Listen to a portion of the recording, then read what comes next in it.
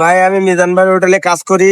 আমার থাকা খাওয়া আমার ওষুধ লাগে, প্রত্যেকদিন প্রায় 150 টাকার ওষুধ লাগে, জ্বালা যন্ত্রণা করে। আমি কাজ করতে পারি না, যখন ব্লাড ক্ষরণ হয় তখন জ্বালা করে। আমার দুটো মেয়ে, আমার ওয়াইফ চলে গেছেন। আমি এখন কষ্টে আছি খুব। আমার দেখভাল করার মতো লোক নেই। আমার মা আছে, বুড়ো মা, তার কষ্ট হয়। হার্টের রোগী, সে এখানে আসতে পারবে না।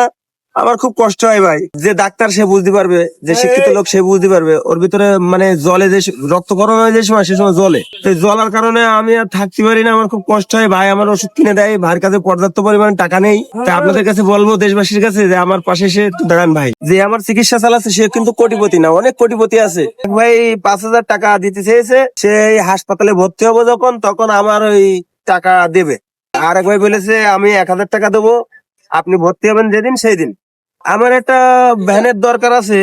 ভ্যান না হলে আমি বলবো কি করে? আমার যেহেতু পা কেটে বাদ দিতে হতি, তখন তো আমার টাকা পয়সার দরকার আছে। আমি আর কর্ম করে খাতে হবে, যেহেতু একটা ভ্যানের দরকার আছে, ভ্যান চালাইয়ে খাতে পারবো।